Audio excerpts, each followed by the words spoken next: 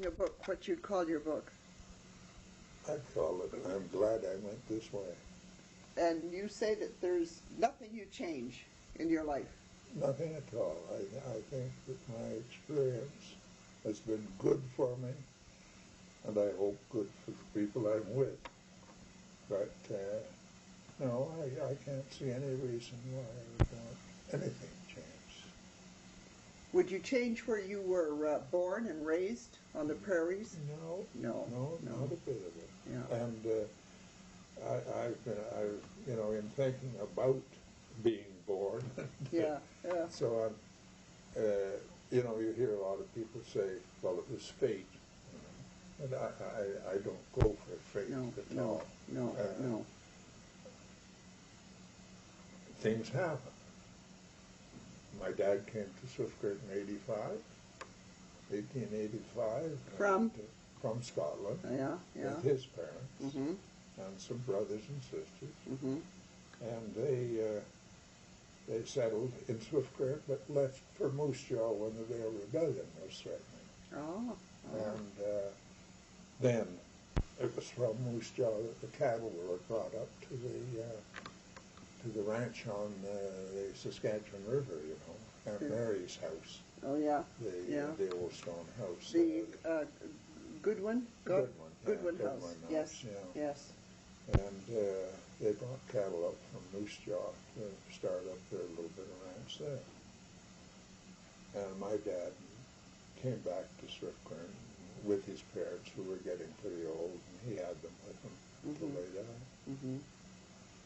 And, he was there. Well, my mother, she came to Moose Jaw in the early days, fairly early days. She was a girl, young girl.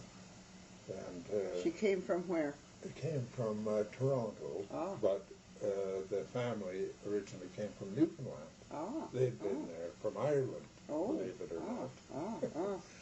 The Black Irish. And her mother died when she was born, you see, so her name was Batstone, the name of her parents, but the uncle and aunt were Clements, the ones that raised her. I see. So she came to Moose Jaw, and then when she became a girl, she started working out here and there, and usually in houses and so on for families. And then she went to Rush Lake, believe it or not, and worked in the dining hall of the hotel at Rush Lake on the railway, you see. And then Dad used to tell us about, and I guess Mother did too, about how he and some of the other workers would take one of these hand cars and go down to Rush Lake on the rails. Yes. And pick these girls up, take them up to Swift Current for the dance. Oh, I see. Now, in the early days in Swift Current, the only music in the dining hall in Swift Current, where the station was a big dining hall and everything. And the station that I still remember from the Swift Current. Station, But it wasn't in that building. It was a different building. It was a different building. Yes. And they used to have their social functions in there. And my grandfather used to play the violin for it. He was the music. and I never knew till I bought a violin in later years that my dad could play one. I'd never heard it, Yeah. And I decided I wanted to play violin for some reason, so I bought one. I had some money. Yeah. Start taking some lessons from old Monty, You don't know.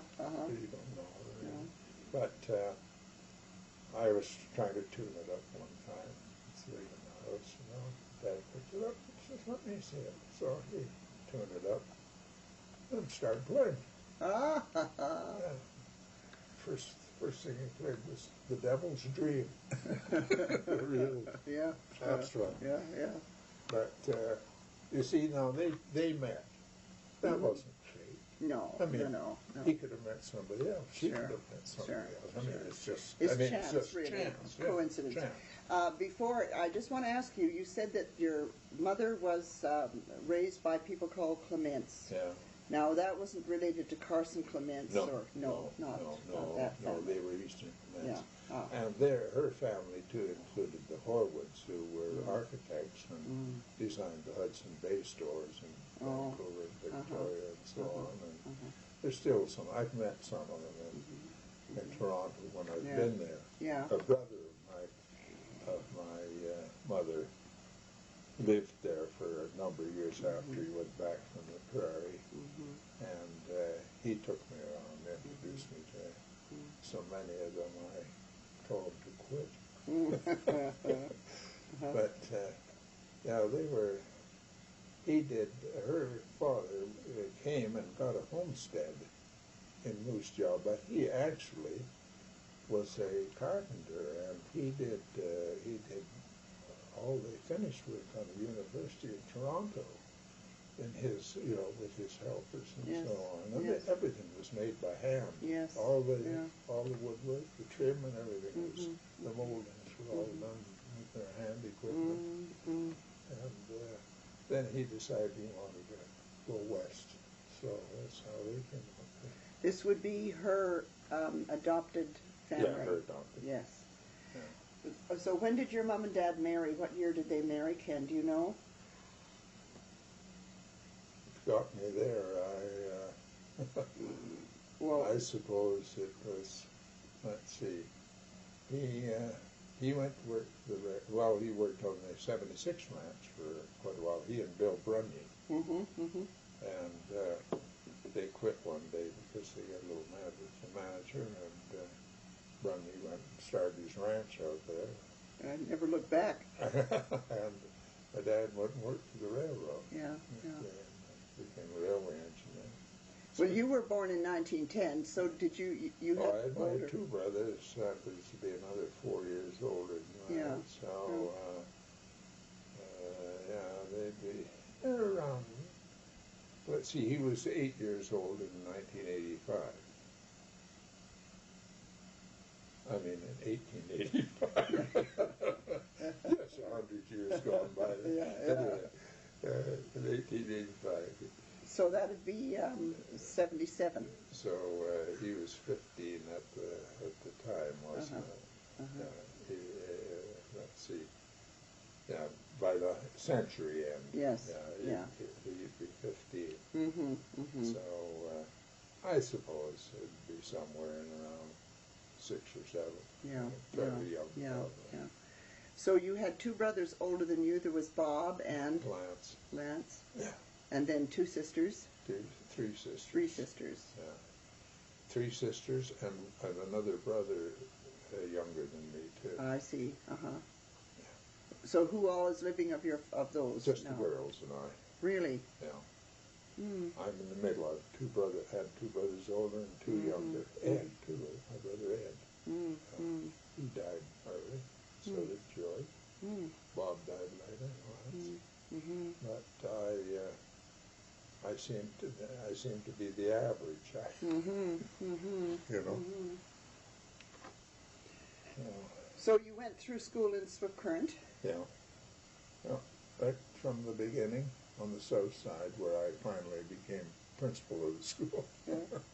And then when you finished school and working and having adventures in the United States and so on, did you go to university? No, I went to normal school? Yes, went to normal school. But before I went to normal school, I had a notion I might go homesteading up in the Peace River country.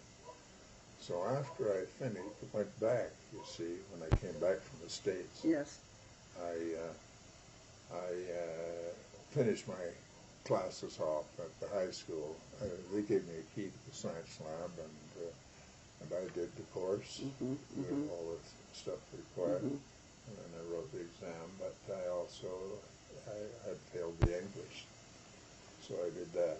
I took classes on that, but only from. I came back in April, I think, or something, from the end of the year, and I managed to get it. But before going to normal, I went up to Peace River, found a homestead. Now, where was that? That was at Berwyn. In Alberta? Yeah, still in Alberta. Ah. West of Peace River Town. Ah. And I don't know how many miles west, but west of Peace River Town. And I got off the train, went into a hotel, and the fellow says, "Hey, you're Rutherford, aren't you?" I said, "Yeah." He says, "Remember me?" And I went, he was the father of one of the boys I went to school with. And they'd gone up there, you see. I didn't know that. Anyway, he says, "You got to come home with me." I was going to get a room in the hotel. He says, "You got to come home with me." No, he says, "I'm not going home. I'm going out where we're haying." He said, "There's some other guys and I batching in a place out there, but if you come out tomorrow, you can get over and meet up with the family and see." So I did that. I went out and stayed with them overnight. Then the next day, I met the rest of them, and the one I knew, Joe Tomko, and we went out on horseback and started riding around the countryside to see what things like, and visited a few neighbors too. And everybody was friendly. "Are you going to stay? You know?" "Well, thinking about it." "Well, we'll help you build a house." We'll, everybody offered. Everybody we saw, you know. It was really quite a spirit there. Anyway, I spent a few days there, and I had the location of this place.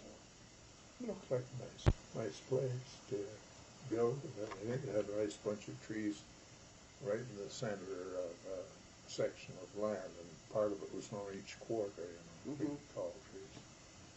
So anyway, I got on the train and went back down to Peace River. That's where you had to go to. I got off the train and I looked around and I said, "What am I doing here?" I turned around and got back on the train and took off.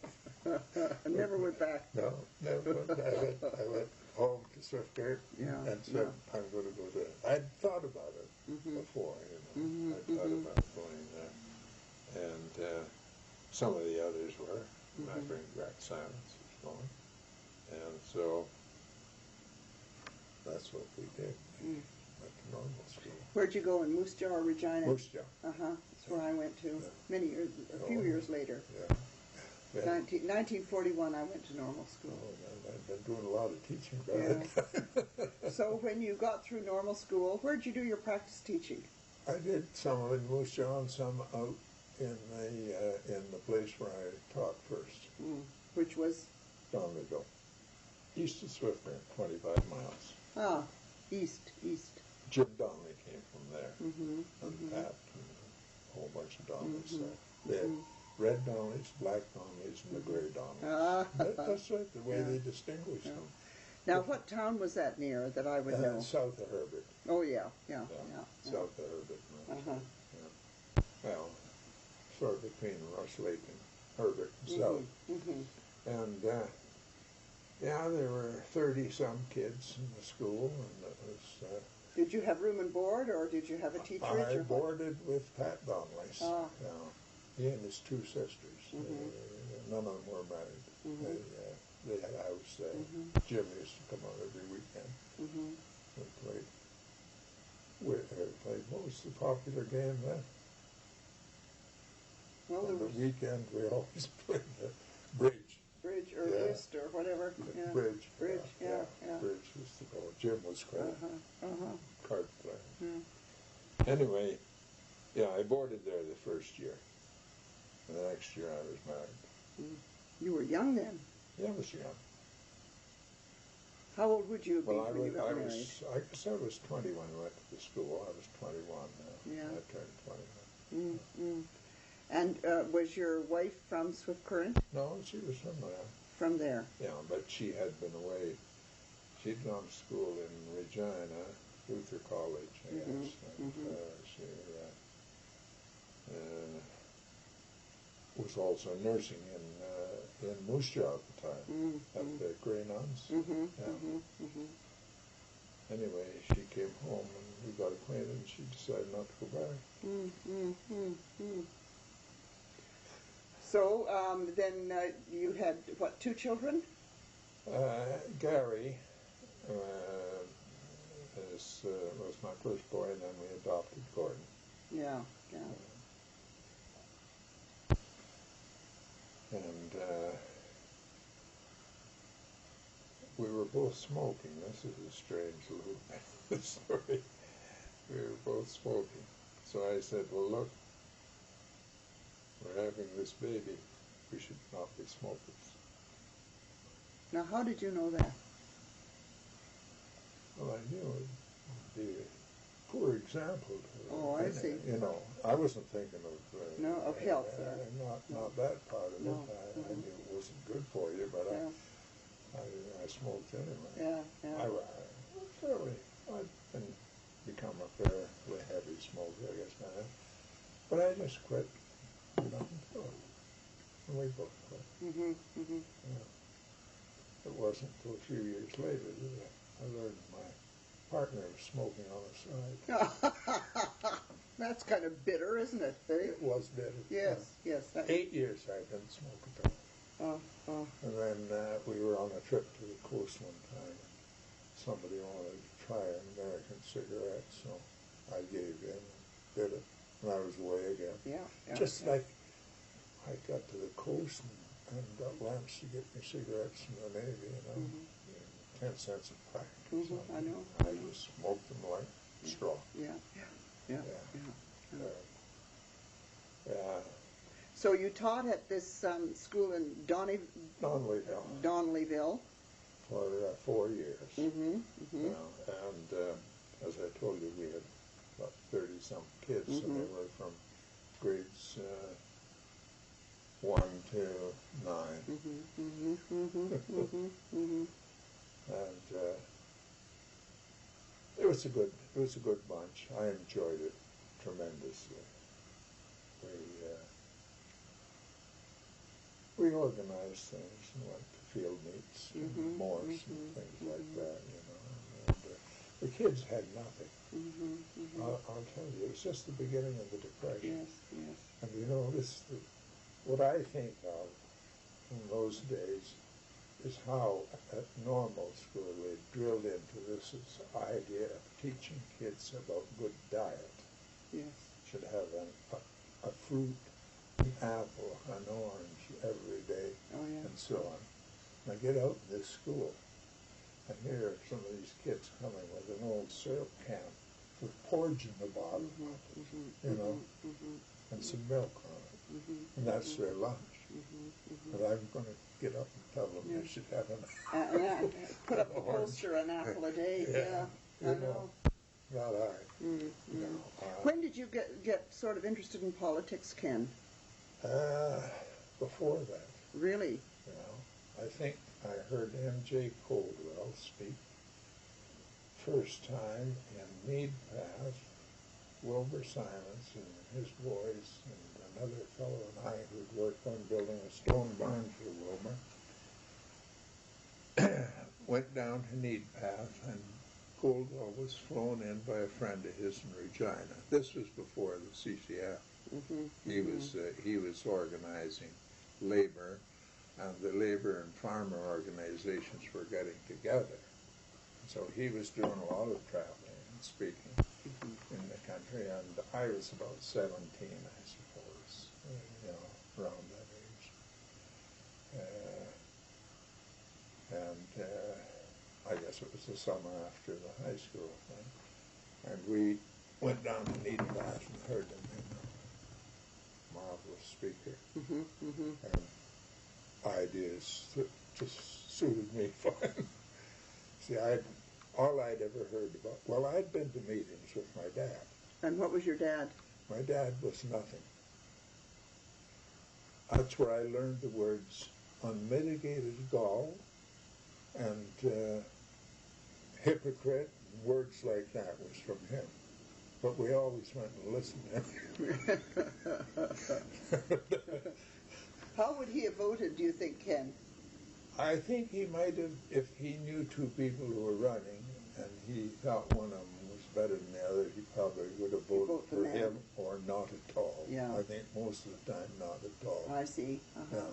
We went and heard Abraham at one time. Oh, We went and heard who was this fellow on the technocracy?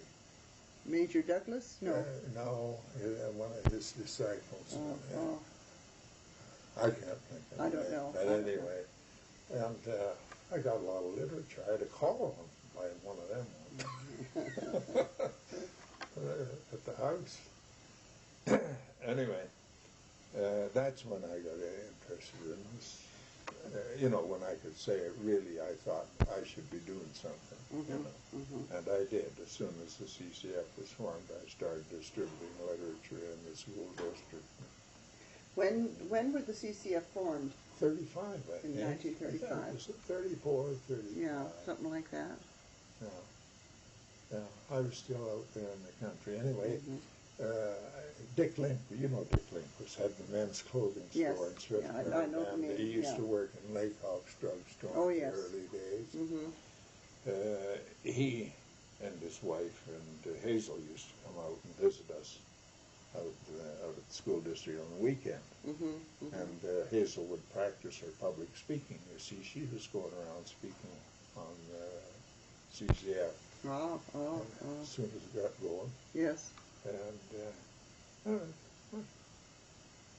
I don't know, 33, 34, whatever. Anyway,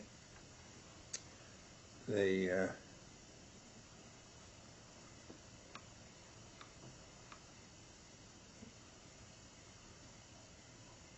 Dick, then he started, of course, bringing literature out for me Yes, and so yes, on, and yes. we hit it off together pretty well. And first year we were there, the first election we were there, 34, I guess, provincial election. Yeah, because 35 was the federal. And we got 2 votes in that poll. Guess who? You and your wife.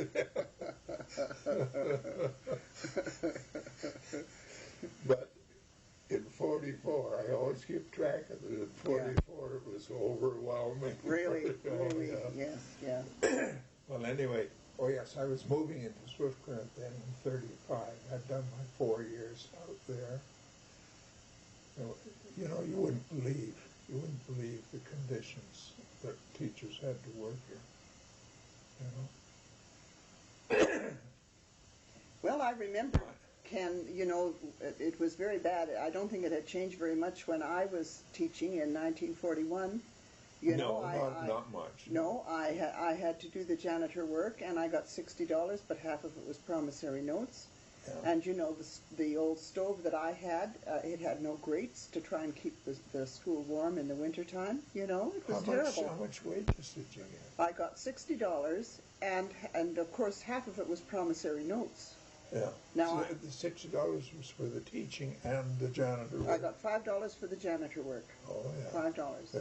Well, when I started in the first Depression, it really wasn't on strong yet. Yeah. I started for teaching for $900 and $100 for the janitor work. Oh. But I couldn't always collect the money. No. They owed me lots. And at the end of the year, the board came and had a little meeting with me. They said, we've just got to do something about salary. We can't get the money for it. We can't pay you that much. I said, well, I'm not too interested in going down in salary. No. So we sat and argued quite a while. I finally settled for $700 a month. Yeah. And, I actually was getting more than anybody else in 10-mile circle around me. $700 a year you were getting. A year, yes. Not a month. No, what am I talking about? Yeah. What am I talking about? And were you able, did you get promissory notes? Yeah, I got promissory notes, and by the time I left there, I had about half my salary in promissory notes. And at the end of the first year, and after I got married, Mm-hmm. It got so I could maybe get $5 one month, $10 another month. That's right. Yeah. I And know. and so I said, well, I've got to live. Mm-hmm. Mm-hmm. So they put me on welfare. Ah. That's right. I collected welfare Yeah, from there till the time I left that district. Yeah. You know how much I collected? $9 a month for 3 people.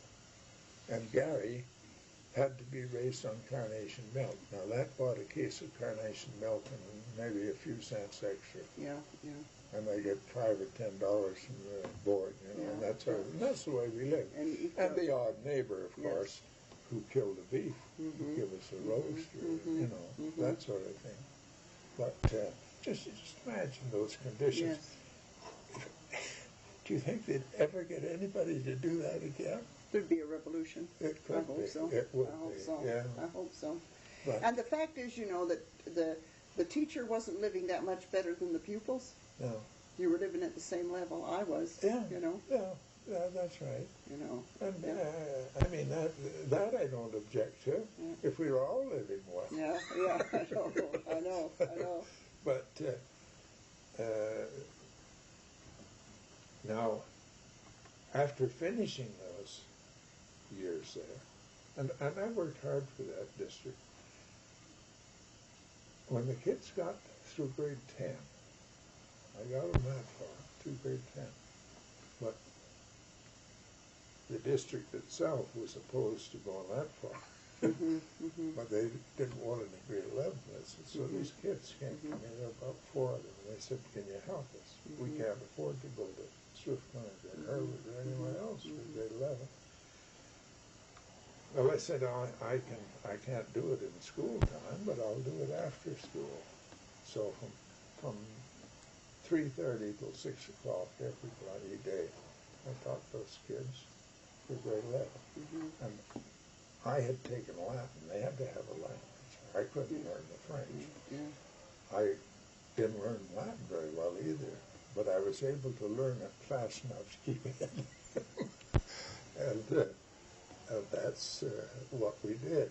But I said, I can't do it in 1 year. I said, it'll take 2 years to get it. If you're interested, I'll get the correspondence courses, see what they want to have. They weren't going to be on correspondence. You see. We just used the courses, and then they wrote their exams, and everybody aware of it. Anyway, they got their grade 11 in 2 years, and they really appreciate it. You know. That's as far as I could. Yeah. Well, I left there anyway. Yeah. I wonder if they ever got their grade 12. I don't know what they did, but I ran into one of the boys in London, Ontario one time, and he had just finished writing a book for one of the machine companies that he worked for about their story and their machinery and so on. And he said, you know, if you hadn't helped me, I'd never been able to do that. No. And that's one of the pluses even in the middle of the Depression. That's right. Ken, did you live in a teacherage with your wife, or did you or rent a house, or what? A shack, or whatever. No, there was, near the school, there was an old cottage roof place. It had been used for grain storage even, but it belonged to Pat Donnelly, and he said, if you want to fix that place up, it's yours to live in, as long as you want it. So that's what I did. I fixed it up, wallpapered it, get it all in pretty good shape. But it was a gray old building, you know, from the weather. And we had it quite comfortable. And you know, the strange thing was, we were able to furnish it with good maple furniture. I had good friends at Swift Current, and Art McCree, you know Art? I know the name. Furniture store. I went into Art and I said, Art, I knew all over there, everybody fairly well. I said, I'm teaching out in the country, I'm not getting much money, I don't know what I can pay for anything, but would you be interested in selling me bedroom suite? He says, sure. He says, you give me a few bucks now, and whenever you can give me another few dollars, okay. So that's the way I Yeah. did it, you know. And same with dining room. Walnut furniture was normally. Yes. Yeah. And it was lovely stuff. But I had a lot of good friends who really made life a lot easier than it could have been, you know. Yeah. Was your wife pretty accepting of all this sort of poverty and hardship and so on? She'd grown up in it. Yeah. You know, I mean, farm. Yes. You know, droughts and one thing and another. It wasn't the best wheat producing area in the world, you know. And no, no problem at all. And anyway, after the 4 years, we went away and they owed me quite a bunch of money. Had given me notes for it with 7% interest on them, actually. And you know, this story, that you really like, I used some of them to buy some stuff from Cooper's. And Dick Licklis said to me when I got at Swift Current, he says, "Where are you going to live, Ken?" I said, "I don't know. I guess I'll have to find a house I can rent something." He said, "You don't need to rent a house. Why don't you buy a house?" I said, "With what?" He says, "I got a house I can sell you. You don't need to worry about with what." So for $1,000, this is the price he put on it. He said, "You can buy this. I'll take some of your notes, say $600, and we'll make an agreement.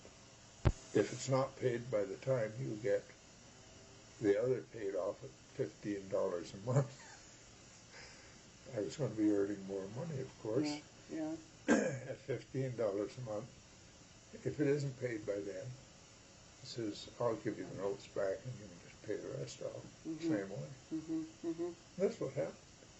Actually, that's so $1,000 was the full price of the house? That was the full price. Where was the house? The Piper's Station, down on the south side of town. Yeah. Go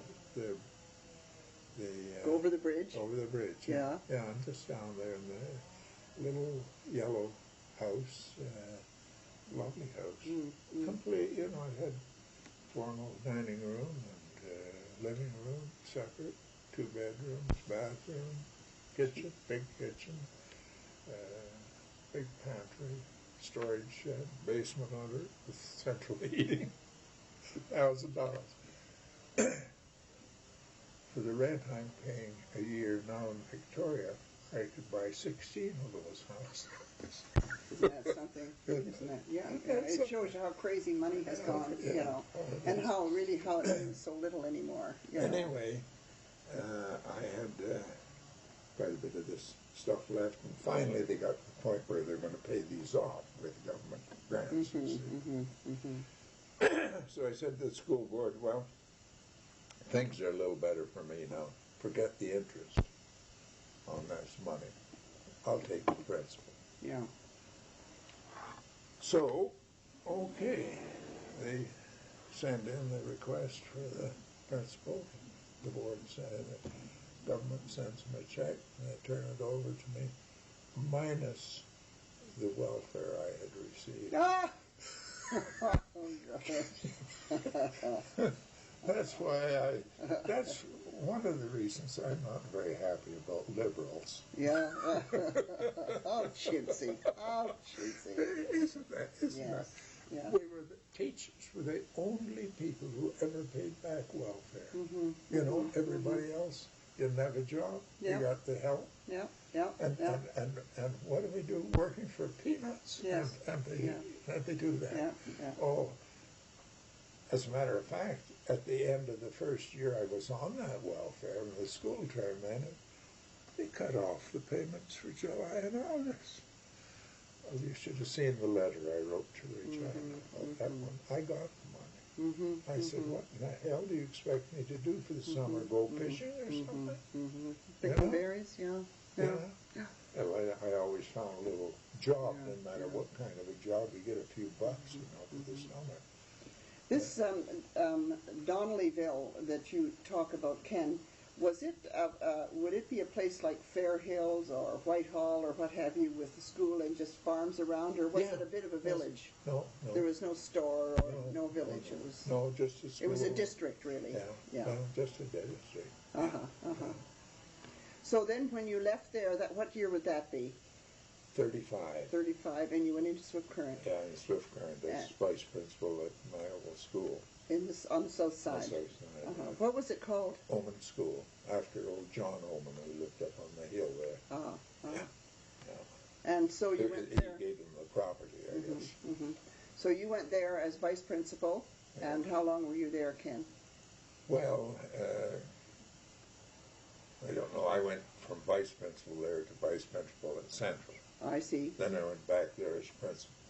And that was a total of about 16 years or I see. 17.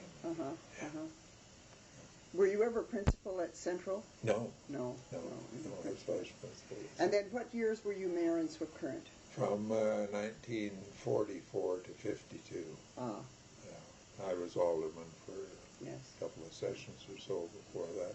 The mayoralty elections were every year. The aldermen were 2 years at a time. I think I was about 7 years an alderman. I quit to run, I guess, or something. But at Central School, I taught under the fellow who was the principal when I went to Oman. Carpet, J.H. Carpet. Well, you see, we lived on 2nd Avenue in Swift Current when I was working at Cooper's. And Carefoot, I think, had a house next to us. Yeah. Does that sound right? Second, that's right. A big yellow house. That's right, that's right. And there was a little cottage beside it. And Mom moved in from Success into that little cottage in, I guess it was 42 or 43, maybe 42. And I know Carefoot's, but I think by then he was retired, maybe. Would he be here? He retired and went to Victoria. The last time I saw him was in Victoria. I called on him once. So Ken, when the CCF were formed, were you at any meeting when it was formed, or any convention or anything? No, I wasn't. I don't know whether it was right at that time or not, but the two winches were in Swift Current. Ernie and Harold? Ernie and Harold, And that's when I first met them. They were at a meeting there, and after the meeting, Dick Lindquist said, how about coming up the house with the winches and Laycock. Laycock was running from Laycock's Drugs. He says, everyone come up, and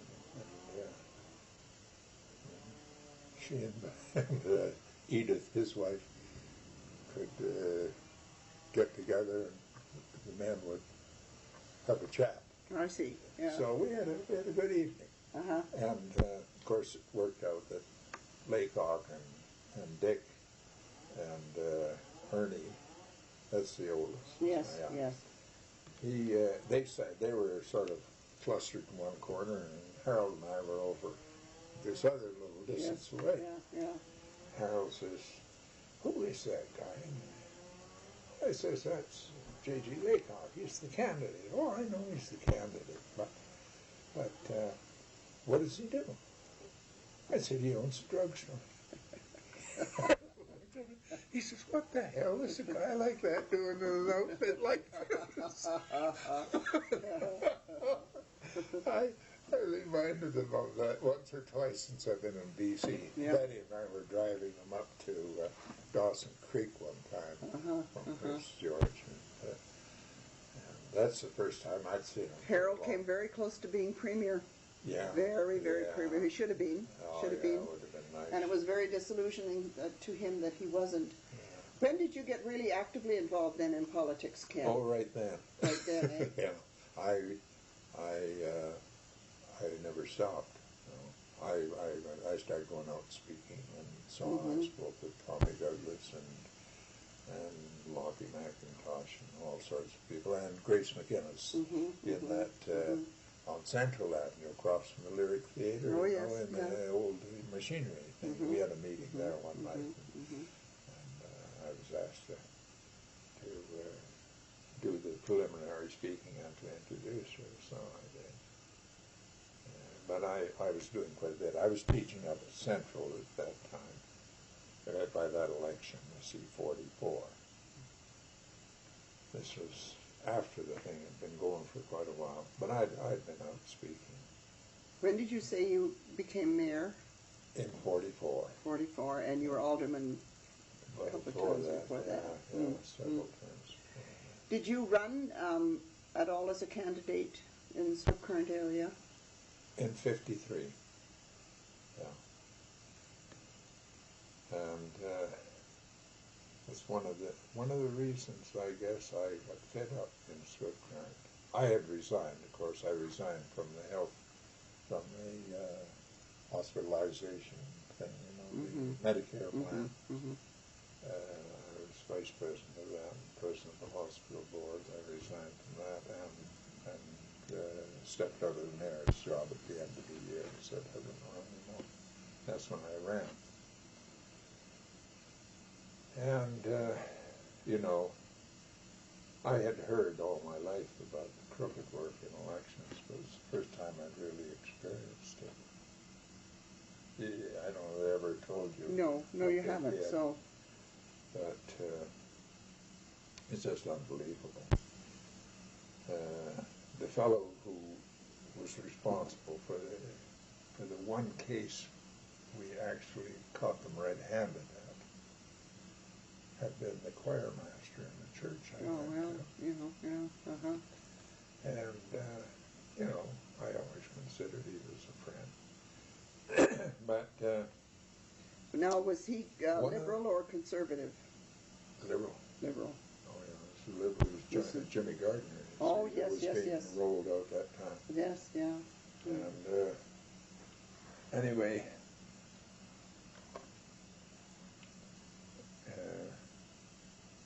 I had been over in Shonavon to see how things were going, and then came back to Swift Current. When I walked in the office, somebody said, God, there's trouble. It's, the secretary and somebody else had gone to see George Roth. He was the returning officer. So I went down there. Well, they'd gone back to this polling place. One of the cave boys had gone in, was handed a ballot, got into the place to mark it, looked at it, and it's already marked for me. A ballot that was withheld from the box after being marked by somebody else. You see what they were doing? That's right, that's right. That allowed them then to put in an extra ballot for their candidate besides destroying mine. Two game. That's right. All right, he was a little too smart for that. I don't know how many people got caught on that sort of thing and took it back, because if you took it back and said, well, this has already been marked, oh, that's a spoiled ballot. Yeah. Put it in an envelope. Yeah. It's not. And you wouldn't get another one. Oh yeah, he could get another one. Oh yeah. If he turned it in as a spoiled ballot. Yes. Yeah. Yeah. He would get his property. But I suppose some people would see it was marked. I suppose some people did that, but he said no. He says, what the hell's going on here? So he figured it out. And he went back with the ballot, handed it to them, and watched it drop in the box. And then he said to the deputy returning officer, he says, no, damn it, he says, I want one that hasn't been marked before. Well, they threw him out. So that's when he went to our office. Well, they went down raising enough hell with George Roth, the returning officer, that he went, that's what I was told in his office, it's all fixed up. He's gone over there with them. And I went over. It was that place across from the Lyric Theatre again. It was being used for the return. For the voting. So I went over there, and just then Roth was come out. He says, everything's okay, Ken. He says, I got that, put another ballot. I said, George, that's rank. That's rotten. I said, that's against the law to give somebody another ballot after they put one in the box. I said, what are you doing that for? Well, he just turned around and walked away. But that's what they were doing. Conservatives told me the same thing was happening to them. Well, they started raising money, and they were going to fight it, but we decided against it. How much did you lose the election by, Ken? Oh, 35 or 40 votes. Really? You see? Not many. No. Oh, yeah, it didn't take many. And you take some of those polling areas in the country where they had no scrutineers, right? Where we had no scrutineers. What the hell did they do there? Throw in a few extra. All they need, with the size of that constituency, all they needed was not even one from all of them. You know, there were hundreds of votes. Anyway, it's, I was disgusted, really. Not so much at the loss, but that kind of a loss. Yes, you know, yes. where you know damn well that it's been long crooked business. And probably been going on for years and years and yeah. years. I mean, this wouldn't be the first time. An old-timer, Liberal, who used to be a Liberal at one time, told me that he had been a deputy returning officer for years. And he said, every election, when the fellow came around to lecture them about how to do their job, they were told to let their thumbnails grow. For what? Well, you can put a piece of lead under your thumbnail. And if you see a ballot for the opposition, you can draw your thumb across it as you're opening it, and it's a spoiled ballot. That's the way it used to be. If there's a mark on it, it's spoiled ballot. And he says, that's what we did. With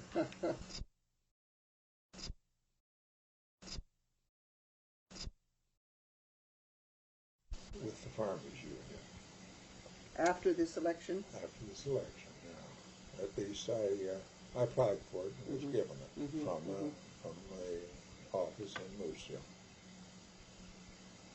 I had gotten to know a lot of the farmers awfully well through working on the Union Hospital in the region, and also I helped organize that Southwest Saskatchewan Surface Rights Association, where we got the government to change the law and give the farmers more rent for their land when these fellows with surface rights came in and drilled. You see, they were giving them peanuts and trying to make them like it.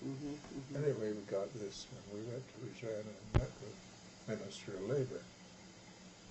And I was the spokesman, as often is the case. And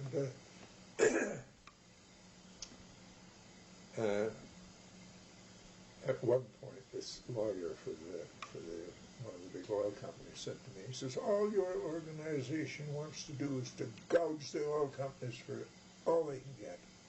I said, you hit the bloody nail right on the head. He said, that's what we're here for. Yeah. Just the same as you're here in this province trying to gouge this province for everything you can get out of it. Well, have the whole thing broke loose.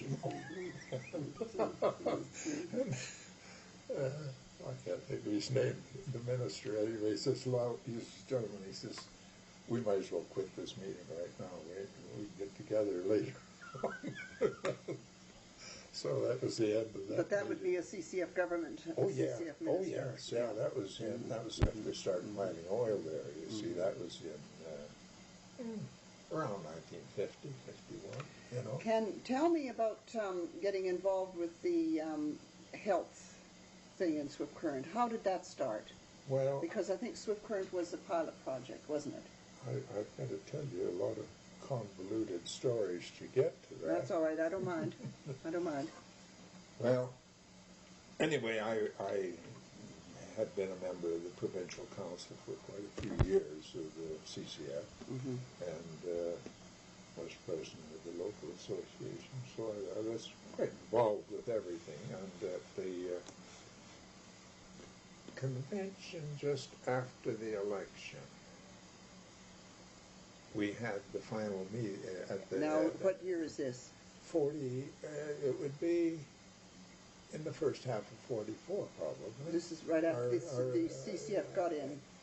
Well, I don't think they had got in yet. No, it was just earlier in the year, I guess.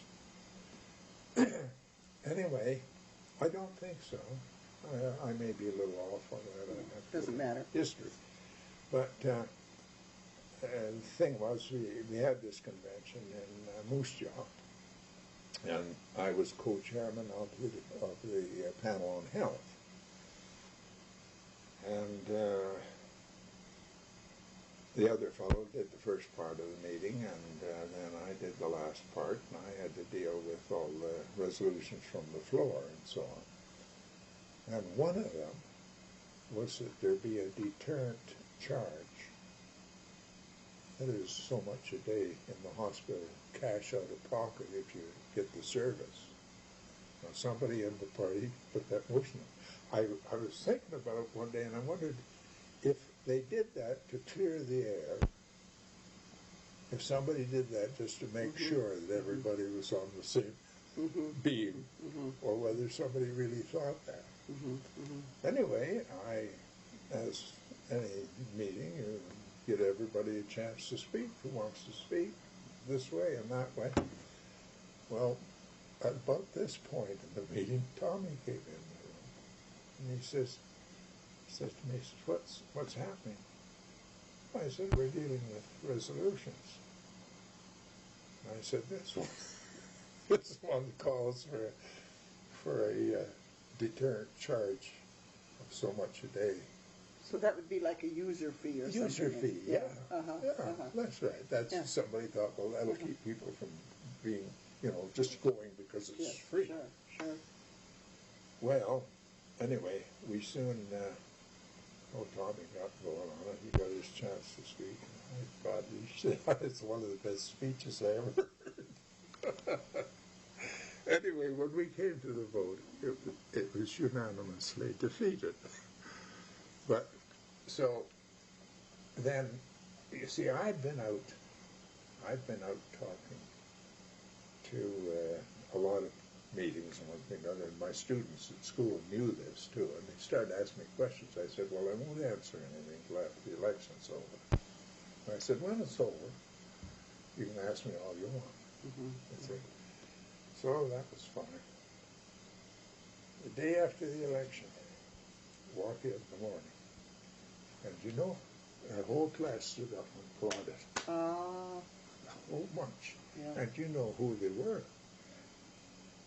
They were all the Hill crowd. They weren't CCFers. No, their parents weren't anyway. But they understood the language. Yes. And they thought it was pretty good that I could participating in this thing. They had this great thing. So they said, okay. You said you'd answer questions. I said, okay. From now till recess, an hour and a half, I'll answer any question. So they asked them. They asked good questions, about what would happen. And I told them about health care. And they were astounded, that this was the kind of stuff that we were thinking of doing, that the government was thinking of doing. And they thought it had all the merit in the world. As a matter of fact, after school, went down to the office. It was in the Advocate, newspaper office. Frank Hansen and so on. We had an office in there. And there were a lot of people around. In comes Jimmy Greenblatt from the Sun. And his son was one of my class students, they say. And he says to me, Jimmy came home at noon, and he said, Dad, I don't think the CCF is so bad after all. He'd been getting an earful at home. Anyway, it wasn't long after that I was going to Regina with Bob Dell and Jim Aikens with me. We were going to talk to Tommy Douglas, his department, about Union Hospital. Johnny Friesen had made the motion in council, I think it was Johnny, that we get working on this. He was always strong for this idea of the Union Hospital. And we passed it. And so I went down to see what kind of grants we could get. Was it called the Union Hospital? Oh, yeah. Swift Current Union Hospital. Union Hospital, oh, yeah. I see. Yeah. Uh-huh. Yeah, that's what all the municipalities around, you see. We invited them all into meetings, and I chaired all the meetings for the organization and so on. But it was while this was going on that we went on this delegation. And believe it or not, we get there, and some hell has broken loose, and Tommy's tied up. So we sit in the office, but on the way down on the train, we got a Regina paper. They had passed the enabling legislation to set up health regions. So who is entertaining us but this gal who works for the department, and she is the pro tem head of the health region planning, because her husband, see, that was Dr. Mendelchef's lady doctor. They were both hired on the committee that was working things out, and along with the Assistant Surgeon General of the United States Army, and a few other people, top-notchers. Yes, yes. And so lo and behold, I'd never met her before, but I met her. So I said, I was reading that thing in the paper about this health region business, enabling legislation that makes it possible for us to set up a health region. So that's right. So she showed me the map. They had divided the whole province up, and we were health region number 1 from the Alberta boundary to east of Morse somewhere, and from the American boundary to Saskatchewan River. Quite a big chunk. Yes, yes. So I said, well, I think that's great. I said, would you like to come to Swift Current and talk to a committee that we have operating and getting ready to build a Union Hospital? Sure. Give me an invitation, and I'll be there. So when I went back, I got the council to send her a formal invite, and I asked we had a 24-member board for the Union Hospital. I asked them if they would agree to listen, and they were happy as can be. Carl Cardin and all these guys, good socialists, and good people. Yeah, yeah.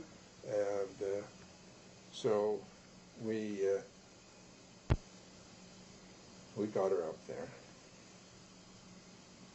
She wasn't the best speaker in the world, but she did answer our questions. And it was a lead pipe cinch. We said, we want one. You know, fine, we'll help you get organized. Well, we did all the groundwork ourselves there, met with the doctors and so on, after we had done a lot of research and got all kinds of information and help from the department, of course, you know. And so we decided amongst ourselves that we would try to get them to do the job where they had no worries about collecting fees for 60% of the regular schedule of fees. And we figured that would be pretty good. In other words, they'd be guaranteed 60%. They would not just be guaranteed, they would get it. They would get it, yeah. I mean, that would be it. I mean, it was, they couldn't get anywhere else. That was it. That would be their... And where would they get it from, Ken? From the health region. And where would the health region get it from? We would get out of the taxpayers' pockets and from and out of the government treasury. And we got lots of it out of the government treasury. Believe me. I was amazed that we could... You know how much the fee was? Mine for 3 people at that time was $9 a year for belonging to the health region. But we did get lots of money from them. They gave it. Of course, they wanted this demonstration. Yes, yes. I mean, to them, that's They a lot wanted of to people work. began to think it was a government demonstration, but it wasn't really. All the people on there, including good old Johnny Friesen, he was a member of that board. He was all for it too, And, he was one of the few liberals I really ever liked.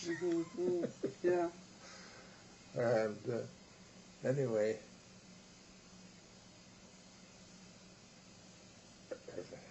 You got the doctors to agree to this? well, we after we got everything worked out, we needed a referee to check the doctor's bills, and make sure that everything's off and up. And we decided we'd ask the doctors who they wanted. They were cooperative. There was never any objection to what we were doing. I suppose, Ken, they'd had such a rough time in the Depression, The rough time of the Depression, this shows you how rough it was. Over half of Swift Current was on welfare. The surrounding country, the same. It was more than that. There was no money to pay doctor bills. No. All right. So in Swift Current, as I suppose in other municipalities, we agreed that through the welfare, we would pay each doctor $1,000 a year. All the doctors in Swift Current that dealt with city patients. We would pay them $1,000 a year for looking after welfare people. Other people who weren't welfare still had to pay their own. I mean, this was the way it was going. Well, we did increase that during the war, but I don't think we ever got it any higher than 12, maybe up to $1,500 a month, a year. Oh, wait. Oh, it wasn't a month. I'll have to check figures. But anyway, it couldn't possibly have been that. $1,000 a year sounds more like it. Yeah, it was, yeah, $1,000 a year to start with, and then I think we got up to around, I know we went up to 12 once, and it seems to me we had a second increase. But that's what they got for sure cash, was that. And the rest of it they got from whatever they could dig out of the patients that were on relief. I mean, and it was tough for anybody.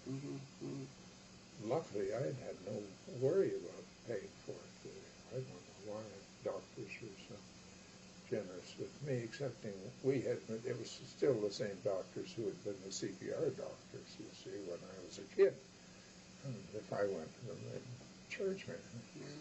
Well, we never went to doctors except when my dad died of tuberculosis and was dying and got checked for TB and so on. And then I think Dr. Irwin just never got paid, Yeah.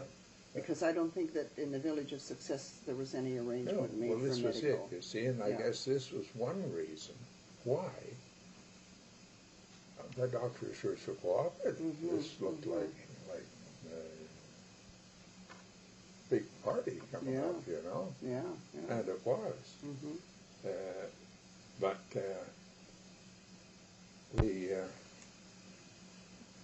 Carl and I, after the first year, made a trip through the region. And we visited every doctor and hospital, right out to Maple Creek and south and east and west, wherever. And they were all happy. We'd been in operation about a year, and they were just tickled pink. One humorous story, though, there's a fellow by the name of Millions, Dr. Millions, at a little town. And he was gloating. He'd had 6 kids in the family and taken their tonsils out the other day.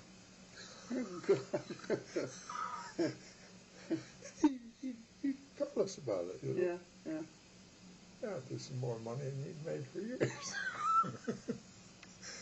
but there wasn't much of that, No, There was, I must say, that there wasn't much of that kind of stuff, because we hired this. He was a doctor who lived and worked at one time, but was retired at Gull Lake, when we asked the doctors who they thought would be a good referee, they suggested him. He's a well-liked man, and so on. And many of the members of the board knew him too, and they said that'd be great. So we hired him, and he checked all bills that came in, and if any of them looked wrong, you know, if they had charged for something that, and then the price that should have been on something else, and it was a little higher, they just say that's off. And then I was on the Finance and Administration Board, and we used to meet after he went over the bills and make it official that this was being cut down. So nobody ever objected. No. So your health region was a sort of a pilot project, was it, Ken, or was this the case all through Saskatchewan? No, everybody could have done it. Yeah. But nobody else did. Moose Jaw did part of it. They ran a public health sort of thing. Some other place did.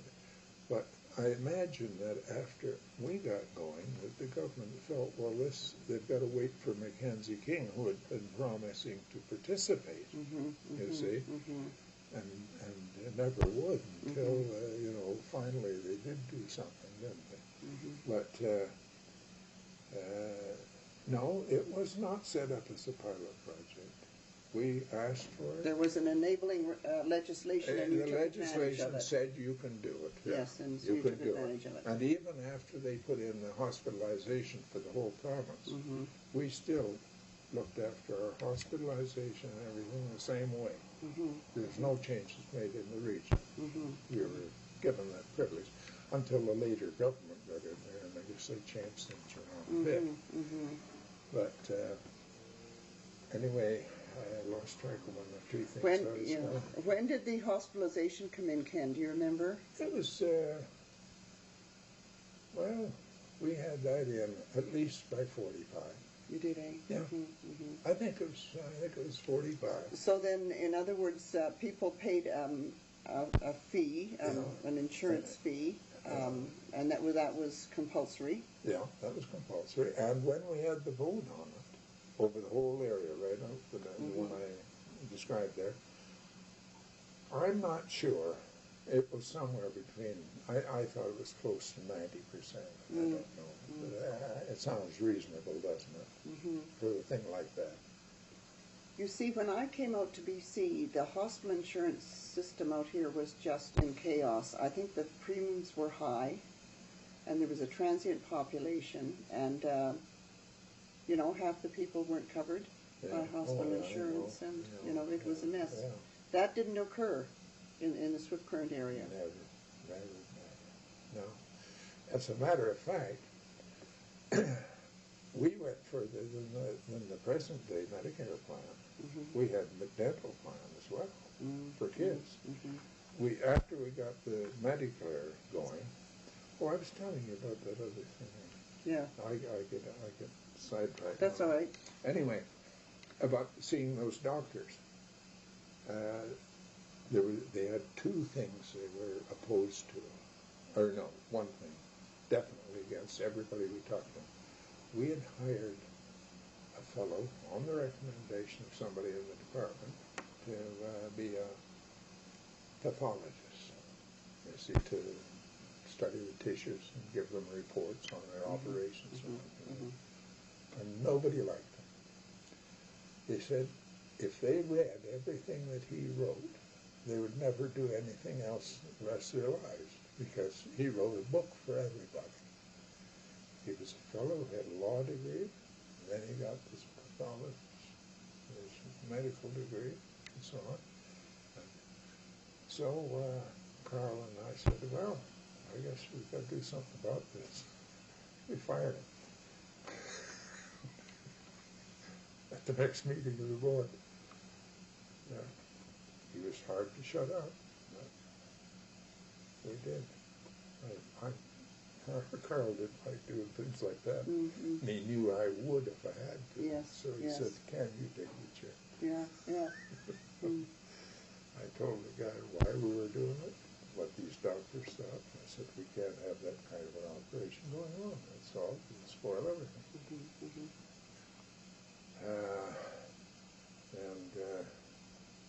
So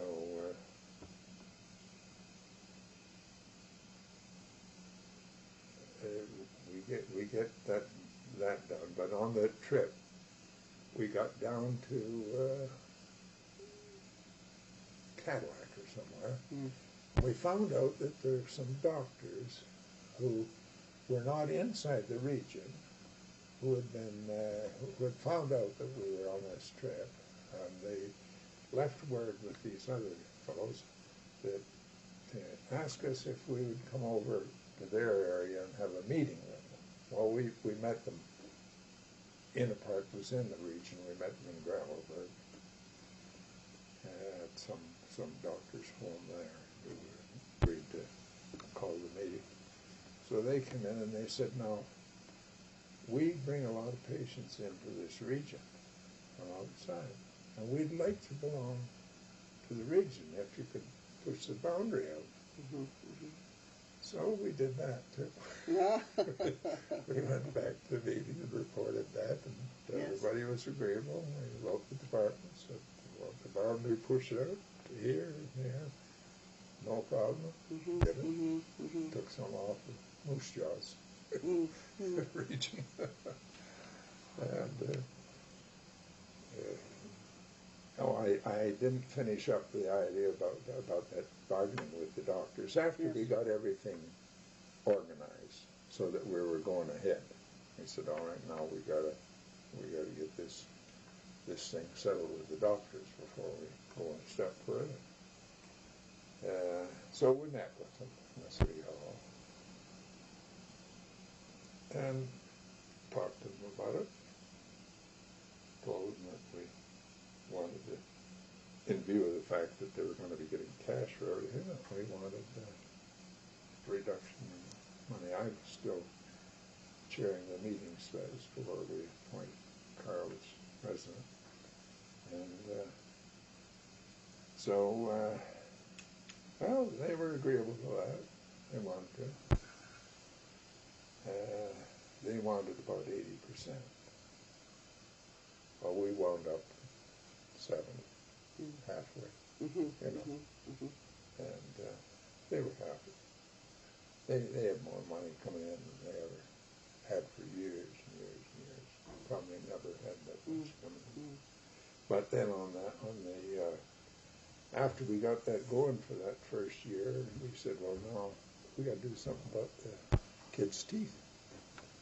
So we decided, let's see, I forget the age, either 14 or 16, up to that some point there, that all dental care for teeth would be all dental care would be looked after for those kids. And we hired a dentist as the head dentist, and all the dentists in the area agreed, you know, to fit into the scheme. Set a fee that they would be paid. The head fellow, he worked on a salary, a very nice fellow. And so they had dental work going on all over the place for these kids up to that age. But the idea was, well, at the end of the first year, we'll reduce it a year. So it goes to 15 or 14, you see, in the next one, until it gets down to about 10 or 12, and then leave it at that, you see. Because all their teeth would be fixed up to a certain point. It should carry on, you know. And that was an excellent scheme. But, you know, there's nothing like that now. No. I don't think your kids get it unless you have to have your own dental plan. No, my kids, I never had dental plans for my kids except when I was working, and I got it through my work. That was all, you know. Yeah, well, I don't need it anymore. Yeah, well, I got it through. Well, I suppose, Ken, that Swift Current must have been a kind of a beacon light for the rest of the province on the health. Yes. Well, the strange thing is that nobody else pushed it into existence. Now, there were doctors who set up clinics, you know, and went and worked on wages in clinics in Saskatchewan, wasn't it? And some Caraba, in various places. And Moose Jaw did the public health sort of it. thing out of as their health region effort. But nobody else followed in on that. And I think probably the government got to the point where they said, well, we just can't do this. We'll put in hospitalization for the whole province. And when was that? They got that in. I don't know, but they did that. And as I say, the federal government kept promising they were going to do. As a matter of fact, the first mayors and municipalities convention I went to after I became mayor, I made a motion that we go after the federal government for assistance to health and education. Well, year after year, we passed the motion, and they turned the committee down. I was never on the committee, but that would be the report that came out. Yes. They just wouldn't do it. But they kept promising to do, you know. And Tommy Douglas had promises from Mackenzie King, and he kept. They didn't do anything until Tommy got it through in Saskatchewan, and then immediately they jumped on the bandwagon. And there's another thing. You see, on this fee, this deterrent fee that a lot of people seem to think would be a good idea. Who was the lawyer who looked after that for them? Who did the government survey and recommended a scheme for Medicare? Well, for all of Canada. He was a judge, a Saskatchewan judge. I can't think of his name. Anyway, after he had done his report and everything, he wrote or contacted Tommy Douglas and told him that he appreciated the fact that he was able to go to Swift Current and to study the thing there. He said before he went there, he had in mind to recommend a deterrent charge. But when he found out how the Swift Current Health Region was working, he decided that was not necessary. Isn't that interesting? Yeah. Yeah. And I thought, well, isn't that great? Yes, yes. You know, that that's carried a little further than just the local situation. When did, well, I guess I call it Medicare. When did it come in across Canada? Was that in 60? Something. 61 or something like that? I think it was. Yeah. I'm not sure. I was. When was it in Saskatchewan? For Medicare? Yeah. For hospital, you mean? Well, I'm trying to think of when the doctors went on strike in Saskatchewan. But that was by the time... That was, yeah. Oh, I can't tell you for sure. No. You were here by then. If I was in...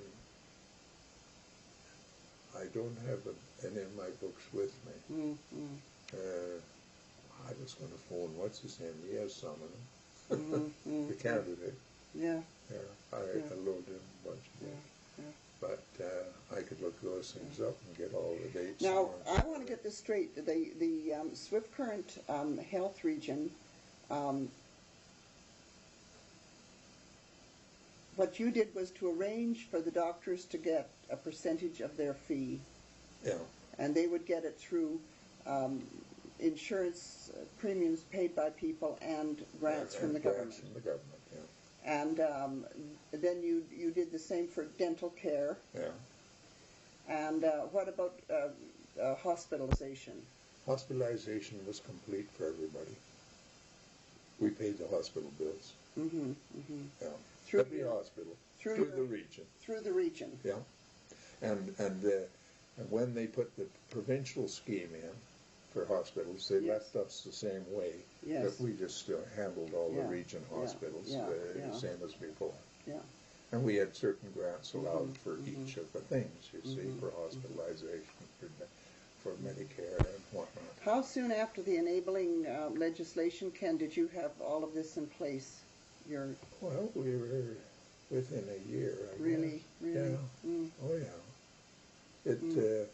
You see, we were working on Union Hospital, but we had the health region going before we got the region, the Union Hospital going. Yeah, yeah. You see, and I stayed with, I stayed with both of them, and I was chairman of the board for the hospital.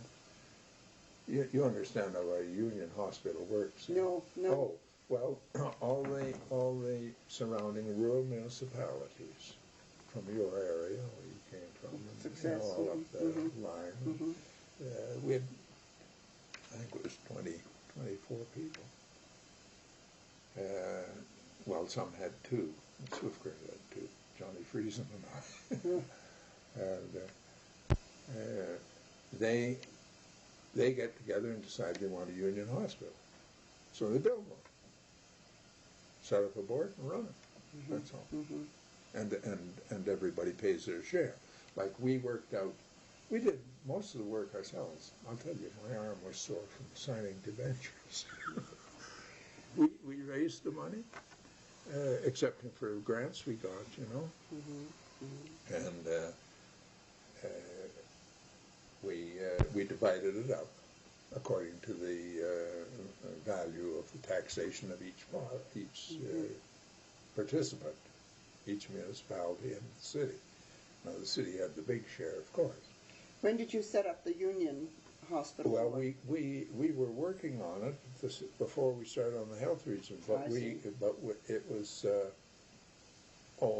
within less than a year after we had the region going, we had the Union Hospital completed, or you know, we got them both almost going neck and neck, you know, really. See, there was a hospital before, wasn't there? Oh yeah, we used that hospital as a region hospital for a while too. We just we donated all the property and everything to the Union Board. The city did, the city property, and we sold the equipment at a reduced price, anything that was useful. And then what happened to the old hospital, Ken?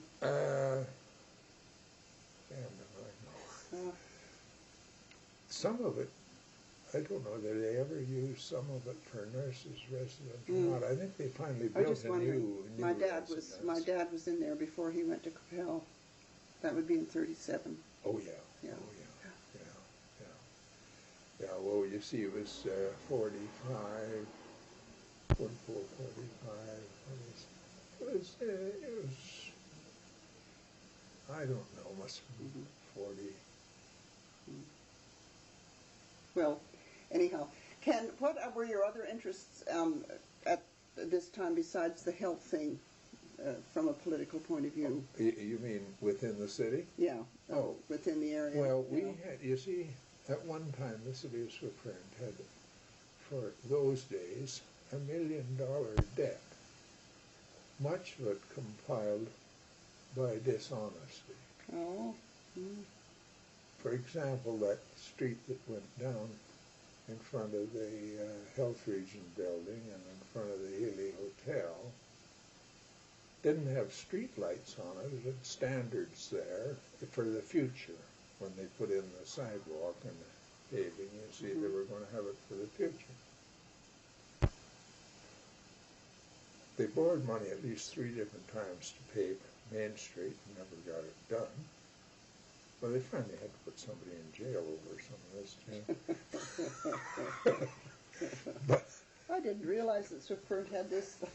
I used to go Tammany Hall touch. I used to give talks to some of the children, some of the service clubs, you know, and I'd tell them some of these things. I wondered how many of them were involved. Anyway, so that sidewalk is the craziest thing.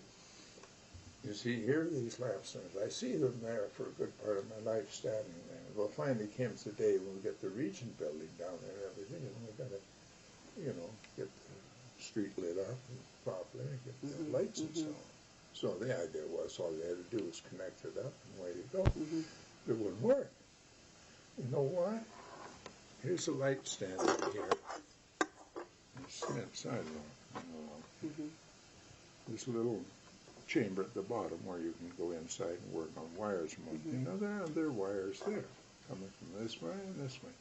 But they only go about 2 feet that way and 2 feet this way. Looks good. To put lights in, they had to change the whole thing. Isn't that something? Yes, yes, You know, yes. I mean, these were just little things. So when you were in City Hall... Anyway, we got rid of the debt. Mm-hmm. Yeah, we had it got started, it was working on before I got in there, and I was an alderman. It was on the go getting rid of it. We had a deal with the bondholders, and we were paying this thing off gradually, you see, and we were buying up bonds. We bought some of them for 25 and 30 cents on the dollar from banks down in the States and various places that held this. But we finally cleared it off. But at the same time, there was set up in the bank a what we called a replacement account, where you we put everything we could into it. If we sold property, that went into it.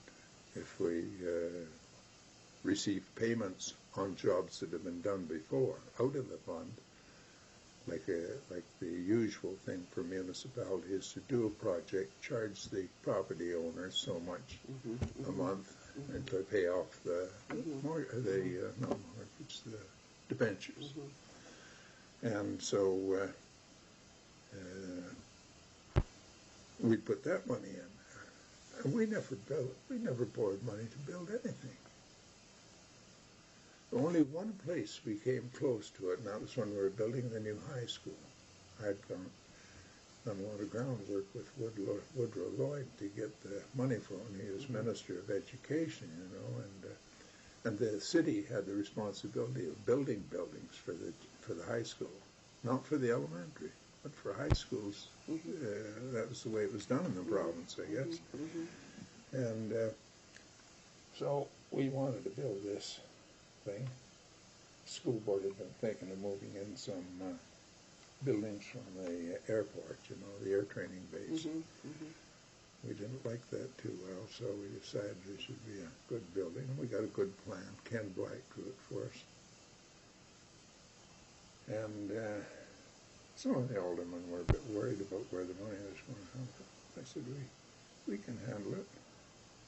And if necessary, we could do a short-term borrowing from the bank we deal with, too. And I went and talked to the bank. And when I talked to them, they were fairly nice and polite. And they could stretch everything a bit if they had to. But they would talk to some of the aldermen and say, we're kind of worried about this project, whether it's going to go, you know, want to borrow money. I said to them, all we want to do is have the right to borrow a certain amount if we need to. I said, it takes time to build a building. We have money coming in all the time. We have lots in the accounts. And so why not? Well, at the final meeting of the council, where one of the aldermen brought this up, that some banker had been talking to them and said so and so, I said, there's one way to settle that. I said, if we can't get a deal with the bank we deal with, we can move our accounts to another bank and get it. Well, of course, that came out in the Citizen or in the Swift Current paper the next day. Day after that, I was meeting in the mayor's office with the manager from Winnipeg, Regina, and Swift Current. What is this you're doing? I told him. Well, would you actually do that? I said, not unless we have to. But if you don't want to do it, then we will. Okay, don't do anything. We'll look after it. You know, that's something. Yeah. We never did borrow a stick of money from them. No. We were able, the way it worked out with the payments and everything, and the job taking more than a year to finish, we were able to pay it all off. We built the new filtration plant that way.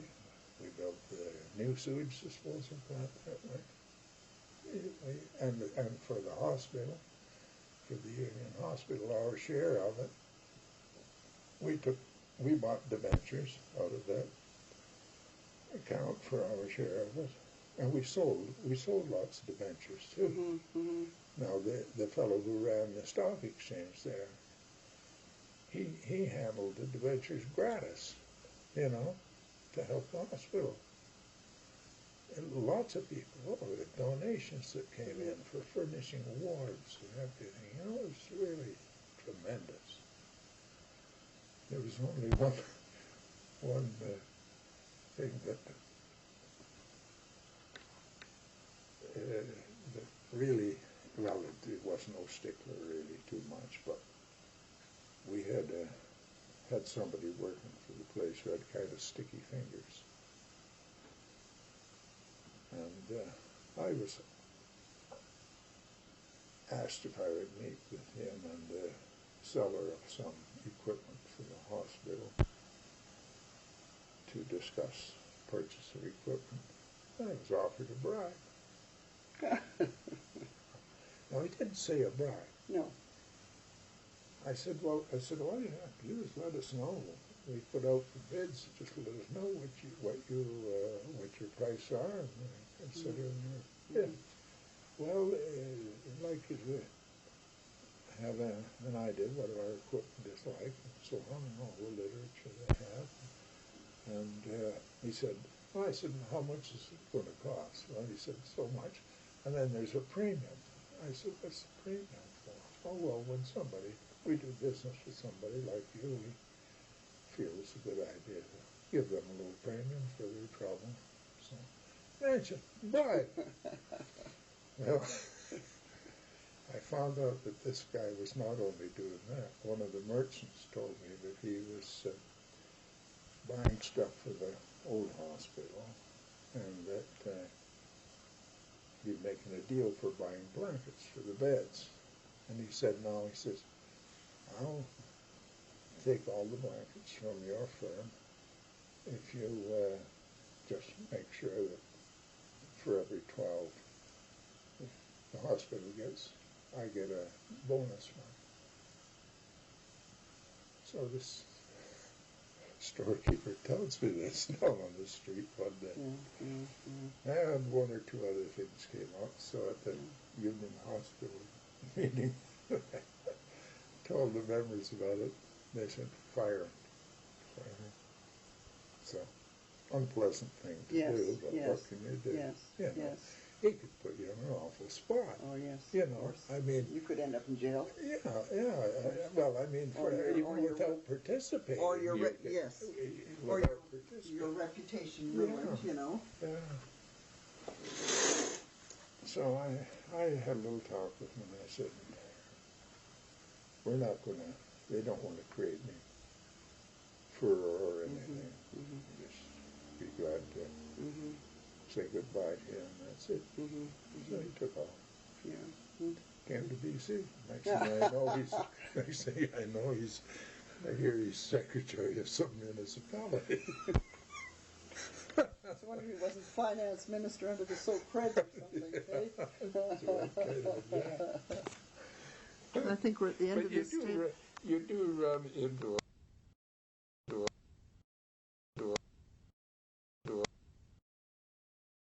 I don't know whether Gordon would appreciate me doing it. Go ahead. Yeah, that job with the farm union I mentioned, it was, after we had the final count on the ballot for the election, you see after a certain time you have it, it's not worthwhile doing. No. Oh, and we had decided finally that we weren't going to challenge it in court.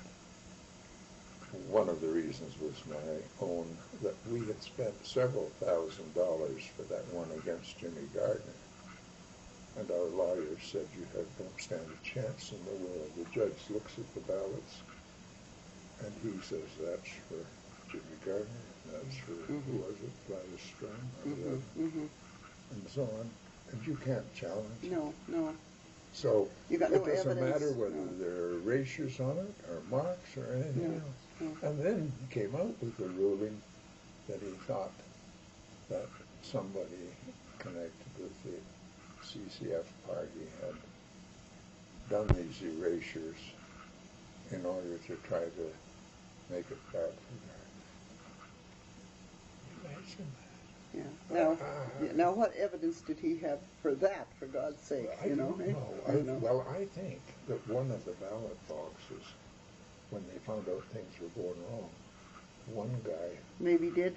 But he took one home with him. But that wasn't where all the change was. He had done that. I believe that's true. I think that's the way it happened. Anyway, get back to that. That's why we decided not to go back, because they appointed the judges and the control on it. Anyway, on that job, it was a new thing that was getting organized. You see, they were going to get this farmers group really organized, a real good union, you see. Now, what year would this be, Ken? That was 53 after the election. Okay. Yeah. And so I was, I took on the job, and so I said to the fellow above me who was in Moose Jaw, now I'll take some time to study the map of the area with all the names of the people. You see, they had all the farms listed and everything located, and the other material that's available. And I'll come up with a plan for doing the thing. So I took damn near a month to get that done, and or maybe 3 weeks at least. And then I sent it in to him, my plan. Well, then that was okay. I got out in the field and started calling on farm. And I found out this guy's been around ahead of me, telling them he's sending me out there to do this, when it was my own plan, So that's when I decided I didn't work under him anymore, So I just wrote and said I don't want anything further to do with this. Now I'd put in about a month, you see. I said I didn't ask for a check. I didn't take a check, for the time I put in. The next income tax period, I get a statement from the government wondering why I didn't report this payment I'd had from the farmers union. They apparently had made out a check and forgot to ever say that it wasn't picked up. It wasn't canceled or had been canceled and something else. I don't know. But anyway, it was a crazy sort of thing. I just didn't want to have any part of it. And luckily, about that time, Elmer Sommerfeld, who was Evelyn's brother, came along, and he said, what are you doing? I said, I'm not doing much anything. I said, I'm just going to Vancouver. I said, I'll go with you. So I was down having coffee with him. He'd phoned up the place, you see. So they knew I was down there. We came in the door. But he says, when are you leaving? I said, about 15 minutes. It wasn't much longer. I threw some stuff in a suitcase, and we went down. He was driving one of these Trans-Canada trucks, Oh, yeah. And he was heading for Vancouver with the load. And so we went down. Betty drove us down. He jumped in the truck, and away we went to Vancouver. And that's when I started looking around. And did you look for jobs when you were down there, or what was available, or what, in Vancouver? I looked over ads from one to another, and I replied to a finance company, believe it or not. And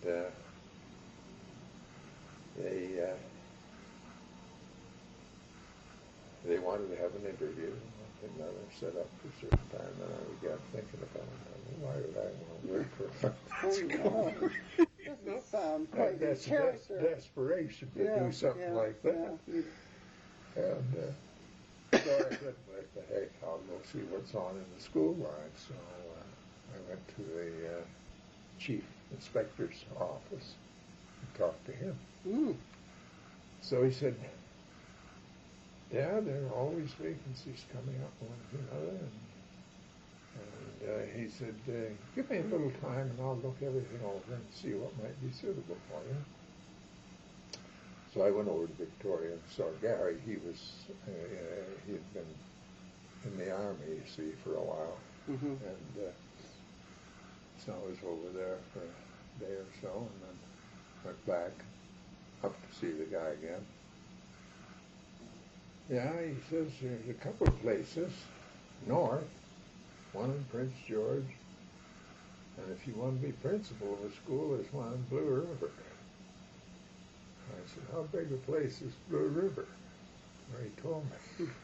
It's not very big, isn't it? Just slightly bigger than Spuzzum. Oh, it's quite a bit bigger than that, but it isn't much. No.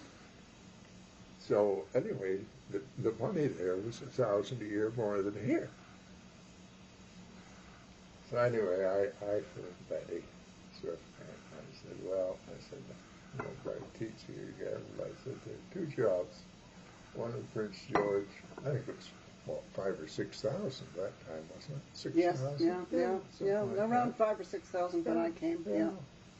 And so we... Which would be much like Swift Current in size, eh? Oh, yeah. You know. That's right. Yeah. As a matter of fact, one of the first people I met was from Swift Current. Yeah. Young fellow whose father I used to know down there. In the trucking business. Anyway, I said, and she says, that doesn't sound very good to me. I says, no, it isn't worth $1,000 extra to go over there.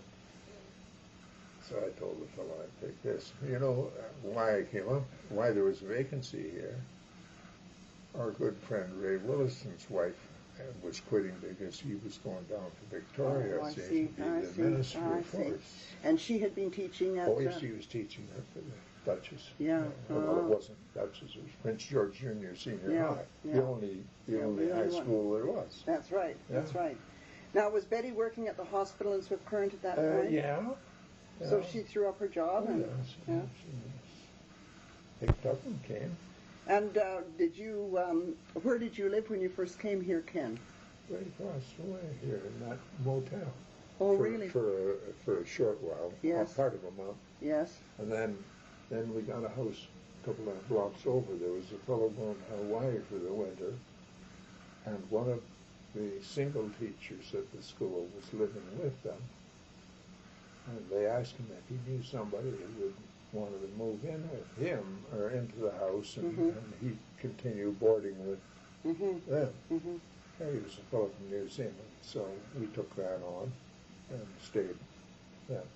And then in the wintertime, we went out in the country there and helped the Milners build that log house that was next to us. I've told you that whole story. Yeah. And got some land next door. And that was it. Did things end up bad with Milners? Yeah. Yeah. They, it's strange, I don't know if I ever told you this before or not, but they,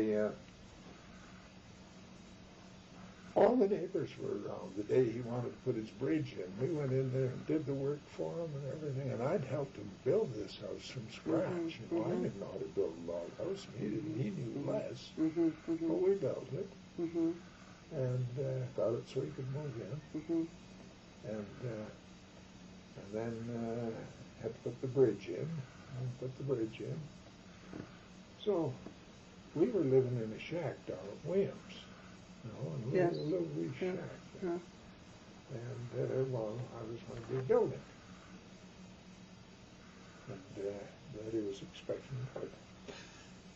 Anyway, we had a wood stove down there. There was lots of wood on my place. Mm-hmm. So I said,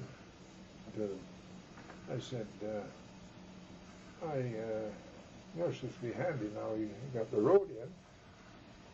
I'll be able to drive in and load up some of my firewood and take it down to the cabin. Mm-hmm. Well, I don't know about that. That's a private road, you know. Can you imagine anybody having the gall to do that after you've worked all winter? We went out every weekend. Betty took the food one weekend, she took it the next. We set up a tent of their kids. They lived in the tent, and he and I put these logs up. I had to devise. What was his first name? Bill. Bill, and what was her first name? No, she was teaching at Duchess. Oh. I can't think. See, I knew a Fran Milner, but I don't think that was her. It doesn't strike me. No. Betty would know. Yeah. But So anyhow, you're not to use the road, eh? Yeah. So that was the parting of the ways. Mm-hmm. Mm-hmm. Oh, and not only that, they were death against dogs coming on their land. You know, you couldn't let your dog go on their land. And to put them in a good position to do something about it, they bought a little sheep for the kids. And that's in the Agriculture Act, isn't it? If an animal comes on and disturbs your sheep, you shoot it. Yes. Anyway, I went and witnessed against them in court on this one deal, you know, where they had, they went right over to the place and shot the dog. Mm-hmm. And she beat him up, the woman. Oh, who was that now? Some neighbors out there. Neighbor, Mm-hmm. up the road, the corner. Did she beat up on him? Yeah, oh yeah, she's kind of wild husky. Bill was fairly small. Uh-huh. And once I go along before I got onto that one, I just about messed that one up, didn't I? Well, you said that you went into court. Oh yes, because he had shot their dog. Mm-hmm. Mm-hmm. So I mean, she wanted a witness to bring. I said, Mm-hmm. sure, I'll Mm-hmm. go. Mm-hmm. Because what he did, he shot our dog too, but he didn't kill her. Mm-hmm. He just caught it between two of its toes. Mm-hmm. And it had just gone off the margin of the land. We're right next to each other, just gone off to a side. God, sounds like a maniac, you know. Oh, yeah. And after they moved away, we found out that they had a lookout tower up in the bushes there. We couldn't see it anywhere, but if you got up there, you could look right into our living room. God. They're weird people. Oh, yeah. Yeah, weird people. Was she as weird as him? Or did she go along? So. They had some very strange things about how to raise kids. Mm-hmm. Oh, they were way out there. Mm-hmm. Yeah, way out. Mm. Right. The Williams were great people. Oh, were they? Yes. They were the Yes. best. Yeah. I used to. You know, I think of doing things and don't get them done. This last year or two, I kept saying to Betty, I'd like to take a piece of this land and get the city to take some more of what's theirs and try to get some from a neighbor and make a William Park or something. Yes, you yes, know, and yes. it should have been done. Yeah. Well, you Great know, people. I guess I shot my bolt in getting things done. You know. Well, I don't know. You certainly were pretty active up here, Ken. Well, how many times did you run for election? Possibly 3 times. Yeah. Federally once, and Yeah. provincially a couple times. Had Williston pretty well. He was scared. His wife Yes. told me, you know, we were really worried. Yeah. But that didn't make any difference. Jack Webster came up to interview the candidates, you see. And he had a vacant spot down on Third Avenue there, building, when he was doing interviews, taping. So I went in. It was just when Bennett and Williston had been up opening that railway to the north, you know, and that thing. So I was that their Wintergreen thing? Yeah. I let off a bit last about that, and Webster seemed to like it pretty well, you know. Yeah. So anyway, when the interview was over, I got a phone call from him later. He says, "Would you mind coming in again and doing an interview?" He says, "I want to get more." Mm-hmm. He says, "I don't like the way these other guys talk." He's not getting any story at all. Mm-hmm, You know. mm-hmm. I suppose he probably had tried Williston on the business where I was saying that as soon as the thing was over, the stand would stand there and rot. And well, remember they had that stand, wasn't it, Summit Lake? They had a cat out there and pushed some dirt too. I know. You know, and I just told him what a farce it was. You know? And I guess Webster probably knew that was the case. But Ken, did you come close to getting elected in any of the elections up here? no. It wasn't close, eh? No, not close. No. Federally, who did you run against? Oh, I guess, who was that sort of perennial sort of fellow there? Oh, up from the Peace River? No, not overly. No, he lived just down the corner and over that way for a while, in that big White House. He was a member of Parliament for quite a few years. Not McCush. No, they weren't around then. God, isn't it awful how people forget? Yeah, eh? You know? Oh, it makes me mad, you know. I know. Well, names I'll are the wake ones. up tonight and think about it, you know. You know, names are the first thing that go in your memory for some odd reason, you know. Yeah. But you feel as if you really did your big accomplishments in Swift Current, eh, Ken? Yeah, I think so. I did a lot of groundwork here, speaking out at meetings with old Joan McGinnis, out east of here. So not just when I was running, other times too. You know, we used to go out.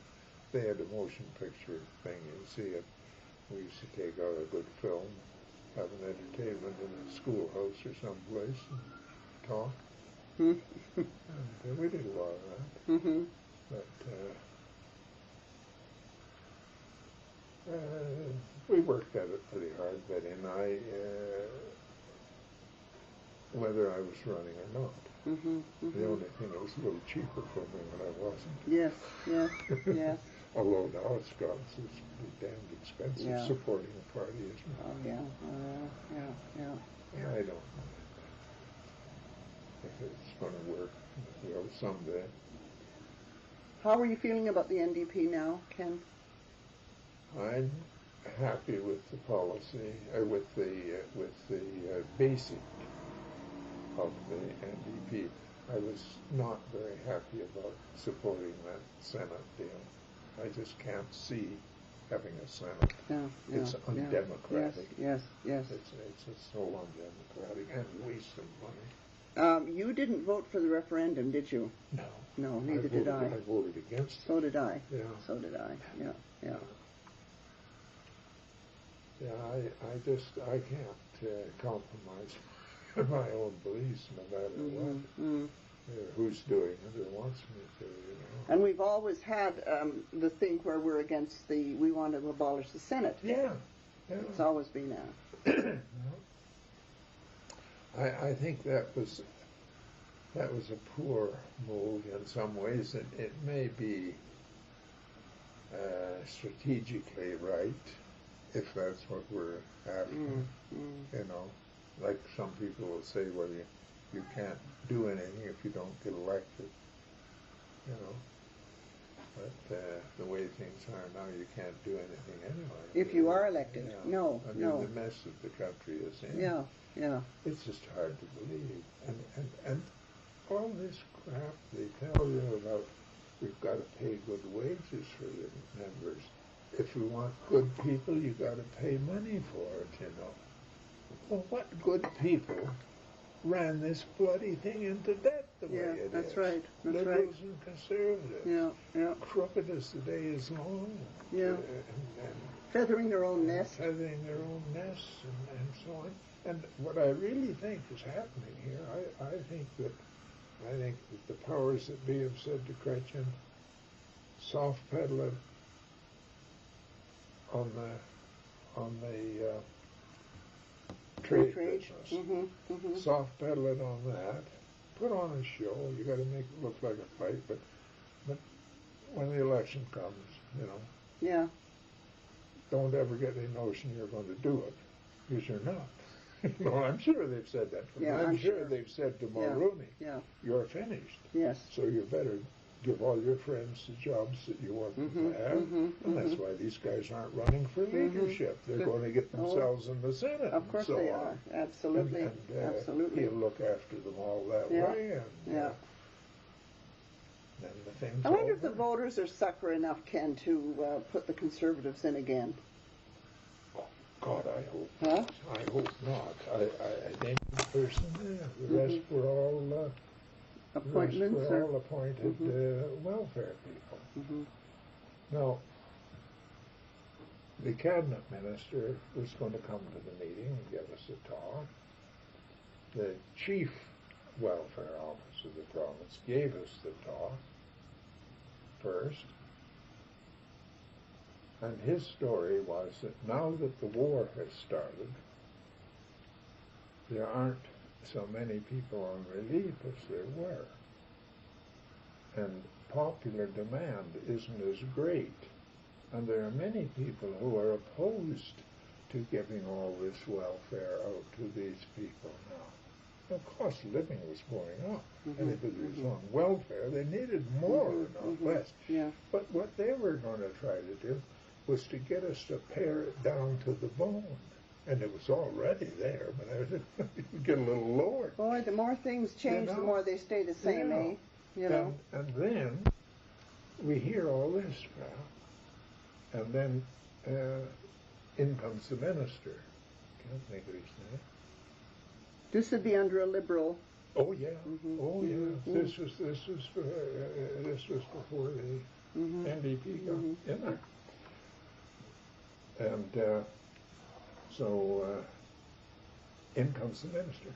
He told us the exact damn speech that the other guy did, and I said that, you know. I said, now look, I said, what you're saying is this: that when there were this big percentage of people on relief, you had to give help to try to keep the vote. Yes. And now that they're not so many people, you don't give a damn. Because they don't, their votes don't matter. Shit hit the fan. Yeah.